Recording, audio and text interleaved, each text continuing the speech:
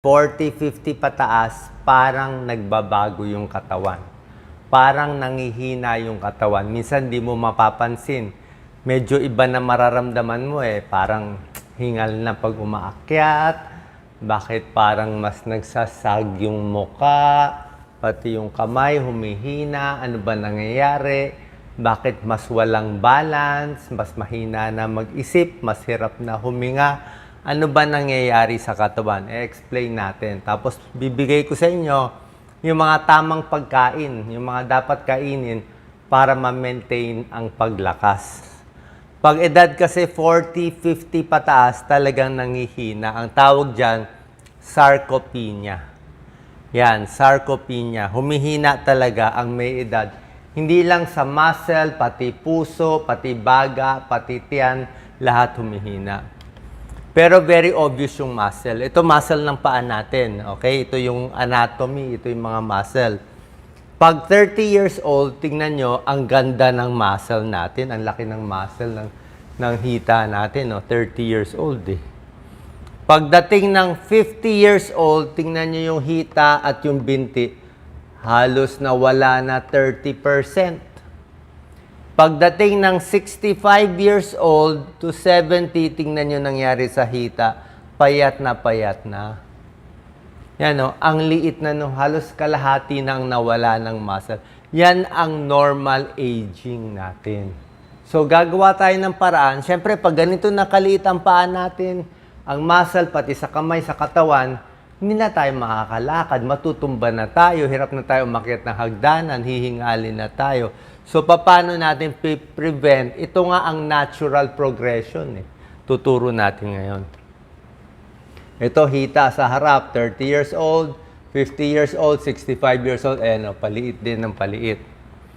So, ang risk factor nito, pag-edad. Yun talaga risk factor. Umi-edad, lumiliit ang muscle, kulang ang pagkain ng protina din. Kaya mahalaga protina. Sa Pilipinas, mahal ang protina. Puro tayo kanin, konting-konti ang ulam, kulang sa protina. Kulang sa exercise, yan, manghihina din. Ano sintomas? Mahina muscle, hindi makaakyat, hindi makabuhat, mabagal ang lakad, parang poor balance, matutumba. Yung iba namamayat pa. Tuturo natin. Other risk factors, ito, kulang sa galaw. Kulang sa exercise, kaya masikip. Mobility. Tapos kung meron kayong mga sakit. Yung mga sakit, nakakapanghina din ng katawan. Yung mga diabetes, kidney disease, yan o. Sakit sa puso, lahat yan. Siyempre, pag humina pa yung organ natin, mas mahina. Pero basically, yung katawan natin humihina talaga. Pag ang puso tumatanda, mas matigas ang puso. Kaya mas hingal pag umaakyat sa hagdanan. Ang baga, pag tumatanda, mas kulang sa oxygen. Ang utak natin, pag tumatanda, mapapansin nyo, 40, 50, 60, makalimutan mo na yung pangalan. Pag may nakita ka, medyo mabagal na. Parang kailangan maghintay ka 1 second bago masabi mo, ano nga yun? Ano nga, hindi mo na masabi, ito yung, yan o, natagalan tayo. Ito yung hagdanan, ito yung silya, ito yung ilaw, may split second mabagal. So, kailangan tayo, crossword puzzle every day para tumalas, di ba? Kasi, ang utak natin parang muscle din yan.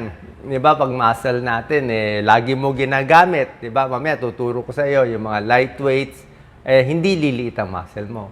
Pag utak mo, lagi mo ginagamit, nag-analyze ka, nag-aaral ka, mas matalas din yung utak natin.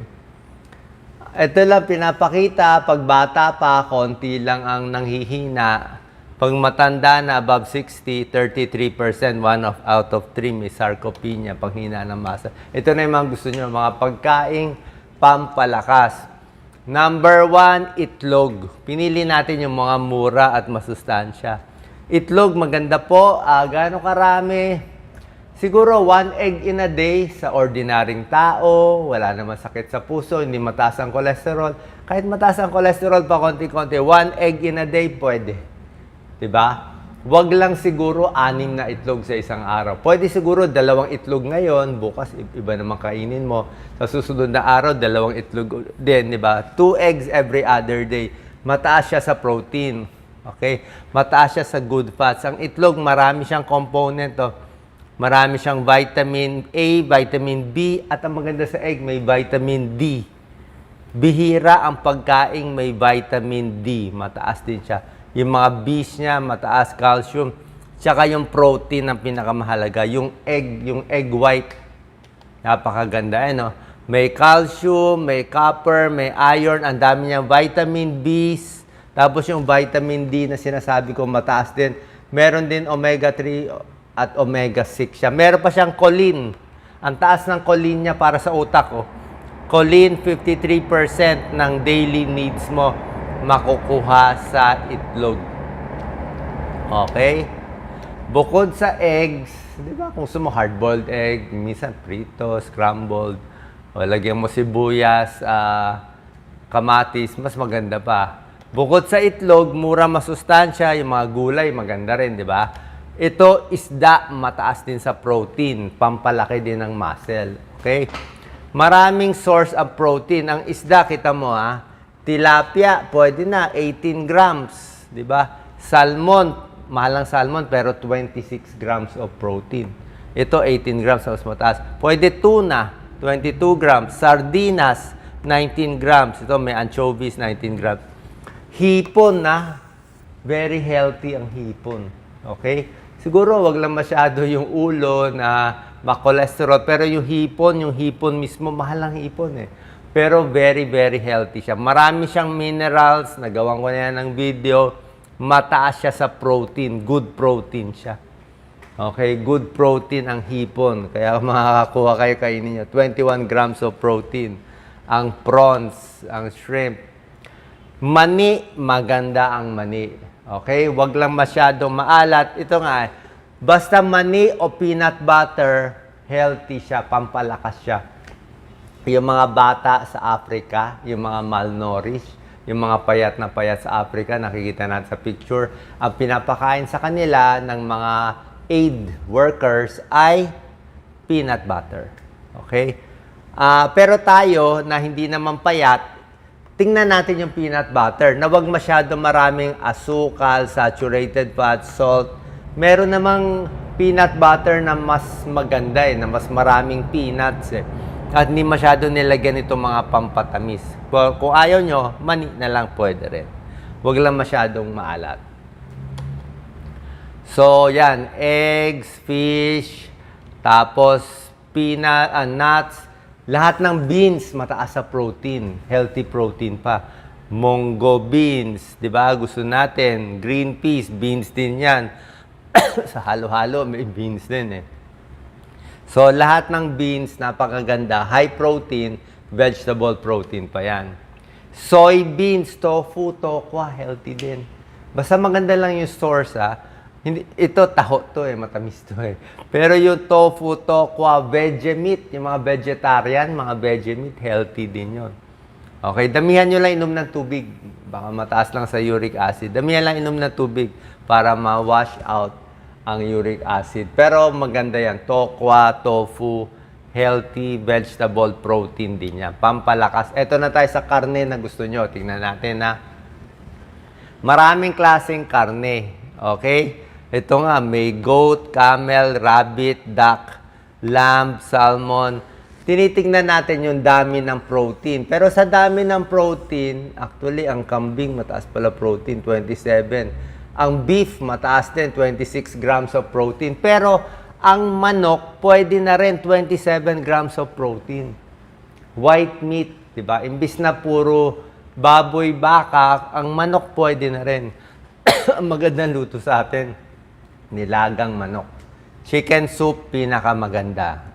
Okay? Naalala ko si Manny Pacquiao nung pinapakita niya na meron siyang kalaban noon, meron siyang training, big fight. Kinakain niya nilagang manok Kanin, gulay, manok. Kasi talagang pampalakas siya. Protein. Chicken meat. Meron ding pampalakas ito. Okay?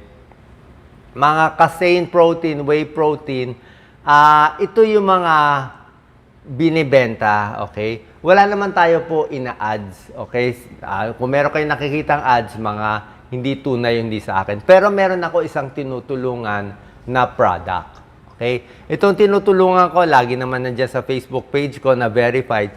Itong Birch Tree Advance, okay? Lumapit kasi ang gumagawa nito Century Tuna na company. Lumapit sa ng Birch Tree Advance. Sabi nila, at inaral ko rin nga, ito yung mas murang version ng mga mamahaling drinks pang senior, pampalakas. Okay? Palagay natin, ang alam namin, doktor, binibigay namin lagi. Sasabihin ko na lang sa inyo, wala naman akong problema sa ibang brands eh. Ang binibigay ng doktor, Ensure. Maganda Ensure. Malakas ang Ensure. Walang problema, ituloy nyo kung gusto nyo. Glucerna, maganda. Marami yan eh. Ensure, Glucerna, at iba-iba pa. Ito lang Birch Tree Advance, mas mura lang siya. 50% cheaper, gawa locally, para lang sa hindi maka-afford ng mga ibang brands. Tapos, chinek naman nila, itong ganito kasing nutritional drink tulad ng Ensure, Birch Tree Advance, mga Glucerna, marami yan, makikita nyo. Meron pa mga ibang ibang mga products na mga pampalakas, yung mga pang-cancer patients, pang-TB patients, yung mga nire-reseta ng doktor. Ang maganda sa kanila, mataas sa protina. High protein sila talaga. High protein. Tapos, kompleto sila lahat sa vitamins. Choline, taurine, L-carnitine, lahat ng vitamins and minerals. Hindi ka na kailangan mag-vitamin. Kaya nga yung mga malalang patients, cancer patients, payat na patients, o healthy patients gusto lumakas, pinapainom nitong mga drink, di ba? Lalo na yung na-stroke na, ayaw na kumain, sira lahat ng ipin, o yung iba naka-NGT pa. Ito yung binibigay nila. Okay, so okay ito lahat kung anong gusto nyo. Ito lang, tinutulungan ko lang isa, kasi mas mura siya, baka mas makakainom yung kababayan natin, basta haba buhay. Tapos, ang sinabi ko sa kanila, huwag kang magbabayad sa akin kahit piso, di ako tumatanggap. Wala ko ina-endorse, isa lang, kayo lang ang sinusupport ko. Pero ang kapalit, mamimigay tayo sa mahihirap. So, nakaikot na kami 20 times. Namimigay kami mga 2,000 na mga bags nito. Yan ang pinakabayad ko, tulong sa inyo. Siyempre, gusto natin pay it forward. Hindi ko naman kailangan pera nila. Naka-start sila, usually mahirap, hindi naman makakabili talaga. At least naka-start sila, nakatulong ng 1 week, 2 weeks, nakainom sila, at may tulong na to sa kanila. At kung may kailangan nga sila, mas mura naman siya, kasi local siya. Hindi siya imported. Okay? Pag mahina ang muscle, okay? Pag mahina ang muscle natin, ito nga yung mga pampalakas ng muscle, tulad ng Birch Tree Advance. Hindi siya pareho sa ordinary Birch Tree, Yung ordinary Birch Tree, mga pambata, pang-adults, yon, ibang halo nun, pang-bata yon. Ito talaga pang-senior, pang-matanda. Bagay sa matanda, maraming omega-3 para sa puso ng pantanda, meron siyang whey protein, kasi protein, pang-palakas ng muscle. So, maraming calcium, pang-matanda din, mahina na ang buto. So, pang-senior talaga siya. Yan ang iniinom. Pag lumiit ang muscle natin, ito problema. Mabilis ma-injure, mabilis matumba, mabilis mahulog. Yan ang nangyari. Hindi ka makagalaw. Pag mahina muscle mo, hindi ka na makipag-usap sa kaibigan mo, hindi ka makalabas sa bahay, nalulungkot ka na, nadidepress ka na kasi nga hindi ka makagalaw. Okay? Bukod sa healthy food na mga tinuro ko, pwede rin yung ganito. Pero kung kumakain naman kayo, pwede na pagkain, walang problema. Kung nakakabili kayo ng manok, nakakabili kayo ng nilagang manok, itong mga tofu, itong mga gulay, pwede na yon. Itlog, pwede na yon. Oatmeal, maganda rin na oatmeal. Okay, super healthy ang oatmeal, pampababa ng cholesterol, para sa may sakit sa puso, para sa diabetes, maganda oatmeal. Nakakababa yan, may pag-aaral yan. High protein din siya. Okay, 5 grams protein. Itong mga yan, kinompare sa gulay. Sa gulay, anong mataas sa protein? Spinach, mataas sa protein. Broccoli, mataas sa protein. Cauliflower, ito, spinach. Pati kangkong, okay na rin yan. Mushroom, ito mas mababa. Corn, mababa. So, mushroom, spinach, cauliflower, broccoli, high protein na vegetable sources, napakaganda para sa inyo, lalo na sa matatanda. Kasi ayaw natin na puro taba o pork chop lang, di ba? Ito naman, tingnan natin, seafoods eh. Actually, dito sa seafoods, ito, hipon, 24 grams. Ito, scallops, mahal eh. Lobster, mahal. Tahong, tahong and shrimp, 24 grams of protein. Maganda sana. Takot lang ako sa tahong. Kasi merong mga red tide sa atin. Merong mga red tide. Siyempre yung tahong, nakukuha niya yung mga dumi ng ano. Masarap ang tahong. Gusto ko ang tahong. Pero siguro kung kakain kayo, 2 or 3 pieces lang. Lalo na pag senior. Baka matsambahan tayo ng food poisoning eh. 'Di ba? Yung red tide food poisoning, baka hindi natin alam yung source, 'di ba? Baka lang matsambahan tayo, magtae, manghina, ma-hospital. Dito na lang tayo sa hipon. Kung pareho lang presyo, hipon eh, wala namang red tide to eh. Crabs, clams, pwede rin 26 grams. Pero ako dito na lang sa hipon. Mas safe. Dito pa konti-konti lang. May protein na din siya. May iodine din siya para sa thyroid. Okay, ito, kino-compare yung mga protein sources. Itlog, may protein, 13 grams. Canned tuna, pwede na, oh. Canned tuna, oh, 25 grams, oh. O kahit delata, kung mahirap bumili. Ito, salmon. Ito, steak, mataas. 32 grams. Kaya lang, paminsan-minsan. Problema kasi sa beef, hindi rin ako pwede magdami ng beef. Kasi ang pag maraming beef, ayaw natin sa may prostate problem. O, tayong mga lalaki, edad 50 pataas, may problema sa prostate, takot tayo sa beef. Kahit magtanong kayo sa mga urologists, ayaw nila masyado ng beef, tsaka kahit pork. Baka daw magalaw yung prostate, ano pa mangyari. Baka yung paglaki ng prostate, hirap pag-ihi, maging ibang bukol pa, ayaw natin. May konting pag-aaral yan. Kaya mas okay tayo sa chicken. Ito tayo sa chicken. 31 grams din naman eh. Dito tayo sa tuna. Dito tayo sa egg. Dito pa minsan-minsan lang. Ayaw natin subukan. Tokwa, okay din. To green peas, tsaka to. So nakita nyo yung mga high protein sources na pwede nyo kainin na mas healthy, na hindi lang puro baboy baka. At yun. Other tips, bukod sa food, exercise, napakahalaga. Resistance, papakita natin. Like yung mga yan, exercise natin. Yung mga light weights, pag may edad na, kahit mga 3 pounds lang, 2 pounds lang, pwede na yun. O, kasi nga lumilit na yung muscle natin, mga leg squat, leg curl, tingnan nyo. Knee extension, marami yan eh. Tsaka pag maganda, pag medyo may edad na, silya. May silya sa harap, bago ka tatayo. Tatayo ng one leg, tatayo ng one leg. Uupo sa silya, tatayo sa silya para mas safe. Yan, ito, may weights ako dyan eh. Magagaan na weights lang. Yan, toe stand, tiptoe, wall push-up. Pwede rin ang wall push-up. Yung mga stretching natin. Napakalaga ng stretching. Diba? Lahat yan.